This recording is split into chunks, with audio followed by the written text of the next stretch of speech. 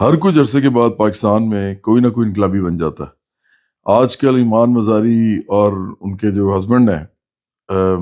میرے خیال ہے ہادی نام ہے ان کا، وہ دونوں انقلابی بنے ہوئے ہیں۔ لوگ بتا رہے ہیں جی کہ بڑے انقلابی ہیں یہ، انہوں نے لوگوں کے لیے کھڑے ہو گئے ہیں، یہ پاکستان کے اندر جو ہے وہ علامت بن گئے ہیں مزاحمت کی وغیرہ وغیرہ۔ تو اس سے پہلے عمران جو ہے وہ بوٹ پولچیا جو ہے وہ بھی انقلابی بنا ہوا تھا، وہ سیاستدان تھا۔ کبھی کوئی وہ بھی پہلے نمک رانی کی اس نے اپنے مالکوں کی، اس کے بعد وہ انقلابی بن گیا۔ پھر کچھ صحافی ہو جاتے ہیں کئی دفعہ انقلابی۔ وہ صحافی جو ہوتے ہیں وہ پہلے فوج کے ساتھ رہتے ہیں، پھر فوج ان کو فائدے پہنچتے ہیں، اس کی وجہ سے ان کو انفارمیشن ملتی ہے، ظاہری بات ہے ایجنسیز کے پاس انفارمیشنز ہوتی ہیں ہر قسم کی، تو وہ ان کو ملتی ہے، نالج ان کے پاس آتی ہے، یہ والی جو اس کو کہتے ہیں کہ جرنلسٹک نالج جو ہے، تو وہ اس کی وجہ سے بڑا پیسہ کماتے ہیں، یوٹیوب چلاتے ہیں، اور جب وہ پھر کچھ ایسے کام کرتے ہیں جو پاکستان کے خلاف ہو تو ان کو جب پکڑا جاتا ہے تو پھر وہ چیخیں مارنا شروع کر دیتے ہیں اور انقلابی بن جاتے ہیں تھوڑی دیر کے لیے۔ پھر جب ان کو سیدھا کیا جاتا ہے یا جب ان کو پھر یہ بتایا جاتا ہے کہ یار آپ تو ہمارے بوٹ پالشی ہو، آپ کو کیا ہو گیا ہے، تو پھر وہ تھوڑا سا راہ راست پہ آ جاتے ہیں کچھ اس میں، اور کچھ جو ہے باہر بھاگ جاتے ہیں۔ جیسے آپ نے دیکھا ہے کہ بہت سے صحافی سے باہر بیٹھ کے پروپیگنڈا کر رہے ہیں پاکستان کے خلاف اور عمران کے حق میں۔ تو اسی طرح ایمان مزاری اور جو ہادی ہیں، یہ آپ یہ ذرا ذہن میں رکھیں کہ ایمان مزاری کس کی بیٹی ہیں؟ یہ بیٹی ہیں شیریں مزاری کی، جو کہ ایک جاگیردار عورت ہیں۔ شیریں مزاری اس طبقے سے ہیں جس طبقے نے اس ملک پہ بہت عرصے سے استحصال کیا ہے، یعنی جب سے پاکستان بنا ہے جاگیرداروں نے اس ملک کے جو عام لوگ ہیں، خاص طور پہ جو دیہات میں لوگ رہتے ہیں، ان کے اوپر بڑا ظلم کیا ہے، اور سب کو پتہ ہے اس بات کا۔ کھیت مزدور کسان ان سے تنگ ہیں بڑے سخت قسم کے۔ پھر یہ بڑے سرمایہ دار اور جاگیردار اس طرح کے لوگ جو ہوتے ہیں، یہ عمران کے ساتھ ان کا تعلق رہا ہے۔ شیریں مزاری ہیں لبرل عورت، یہ ایمان مزاری بھی لبرل عورت ہیں بیسیکلی، لیکن ایمان مزاری انجوائے کرتی تھی وزارت کے مزے۔ ان کی جو والدہ تھیں شیریں مزاری، وہ لبرل ہونے کے باوجود عمران کی ایک جعلی مدینہ کی ریاست بنا رہی تھیں، مطلب دوغلے پن اور منافقت کی انتہا ہے۔ اتنی منافقت تو اب پاکستان کے علاوہ شاید ہی کسی اور ملک میں ملے گی جو سیاست میں لوگ آتے ہیں ان کے اندر۔ اور وہ پھر شیریں مزاری نے خوب وزارت انجوائے کی، خود بھی، ان کے بچوں نے بھی کی، ایمان نے بھی کی اس کے اندر۔ اور یہ لوگ جو ہیں اس وقت فوج جو ہے اس کے ساتھ بالکل ان کا، وہ کہتے ہیں نا ایک پیج پہ تھے، یہ جس طرح عمران کہتا تھا اور جس طرح یہ سب کہتے تھے، اور یہ سب لوگ شہرت اکٹھی کر رہے تھے اور یہ لوگ عہدوں کے مزے لے رہے تھے۔ پھر اب جو ہے ان کو میں دیکھ کے مجھے بڑی ہنسی آتی ہے۔ آپ کو یاد ہوگا پہلے شیریں مزاری جو ہیں وہ ان کو پکڑا گیا، وہ ان کا انقلابی پن جب نکالا گیا تو جب انہوں نے اپنے ہی مالکوں کے بوٹ پالش کرنے کے بعد عمران نے جب نمک رانی شروع کی تو انہوں نے بھی ساتھ شروع کر دی احسان فراموشی فوج کی۔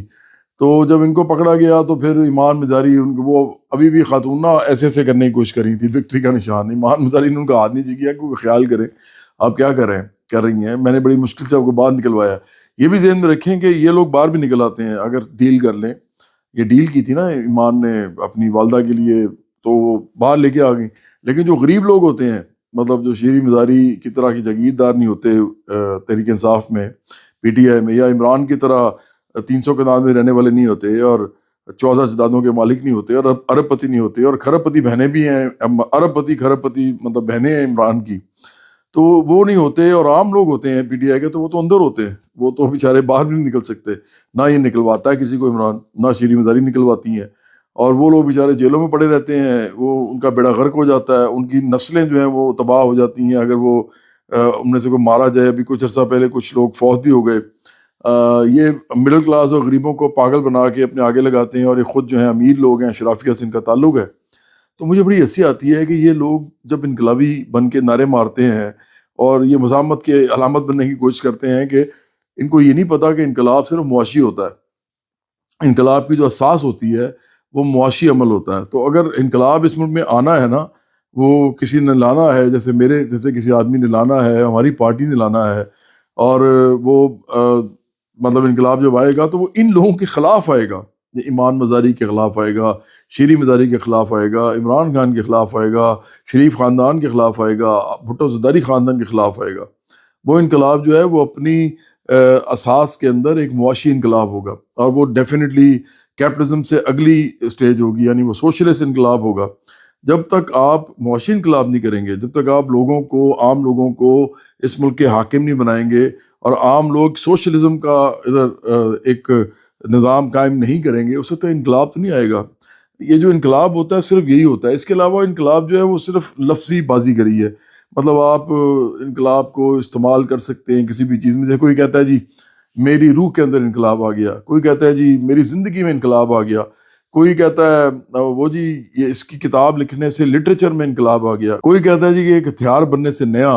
ایک فوجی ساز و سامان جو ہے اس کے اندر انقلاب آ گیا، کوئی کہتا ہے جی ایک بیج کو جو ہے نیا بنانے سے، جینیٹک انجینئرنگ کرنے سے اس کی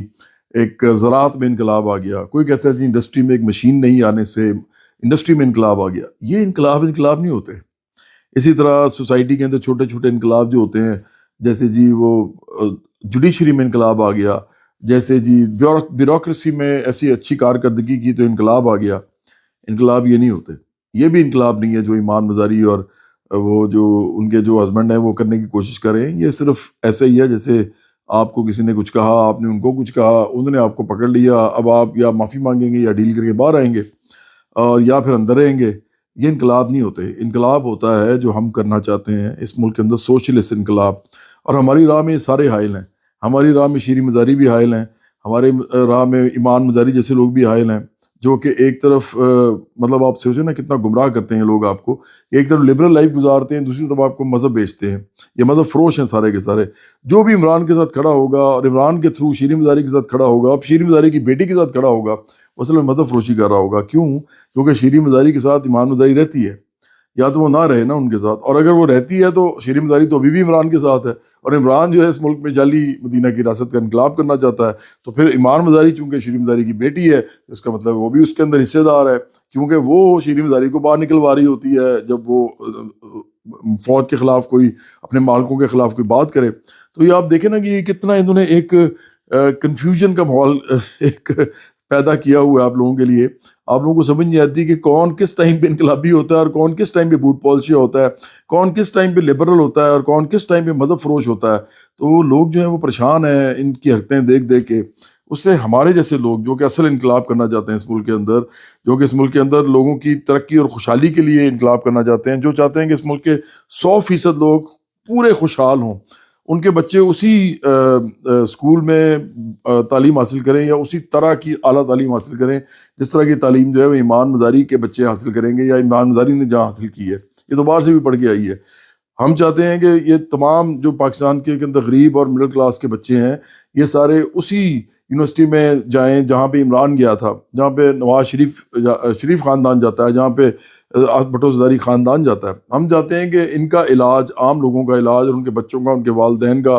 ان کے گھر والوں کا، ان کے خاندانوں کا علاج جو ہے، ان کی نسلوں کا، وہ سارا کا سارا اتنا ہی بہترین ہو جتنا عمران کا کے گھر کا یا شاہ محمود قریشی کے گھر کے لوگوں کا یا شریف خاندان یا بھٹو زرداری خاندان کا ہوتا ہے۔ تو ہم تو یہ والا انقلاب برپا کرنا چاہتے ہیں۔ ہم چاہتے ہیں ہر انسان پاکستان میں اپنا مکان بنا سکے۔ آپ کو پتہ ہے یہ جب تک رہیں گے یہ نہیں ہو سکے گا، کیونکہ یہ کبھی بھی ایسے کام نہیں کریں گے جس سے ہم امیروں کے قبضے میں لی ہوئی چیزیں جو ہیں ان سے واپس لیں، کیونکہ یہ تو خود امیروں کے طبقے سے ہیں، یہ اپنے طبقے پہ ہاتھ ڈال ہی نہیں سکتے، کبھی بھی نہیں ڈالیں گے۔ پہلے بھی عمران آیا تھا، 3.5 سال رہا، 3.25 سال، اس نے کچھ نہیں کیا، کبھی امیروں پہ ہاتھ نہیں ڈالا۔ ایک دفعہ اس نے مجھے کہا تھا میں ٹمبر مافیا پہ ہاتھ ڈالوں گا، میرے ساتھ بیٹھ کے کہا تھا، لیکن اس نے 3.5 سال 3.25 سال حکومت کی۔ پختونخوا میں اتنا جو ہے لکڑی بیچ کے مافیا جو ہے پیسے خربوں بنا گیا ہے، اس نے ایک آدمی کو بھی نہیں پکڑا، کیونکہ یہ سب ان کے اپنے طبقے سے ہیں۔ عمران کے زمانے میں جو سگریٹ کی کمپنیاں تھیں، بڑی بڑی کمپنیز بڑے بڑے منافع کماتی رہیں، اور ان کو یہ قانون کے ذریعے پکڑ نہیں سکے، یا ان کو صحیح طریقے سے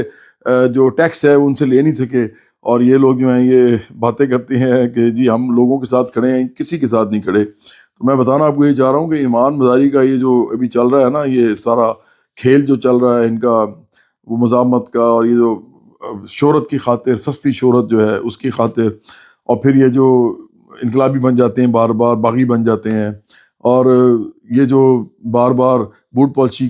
پالش کر کے اداروں کی، اس کے بعد ان کے نمک حرام یا سان فراموش بن جاتے ہیں، محسن کش بن جاتے ہیں۔ تو ان سے جو ہے نا گمراہ نہ ہوں،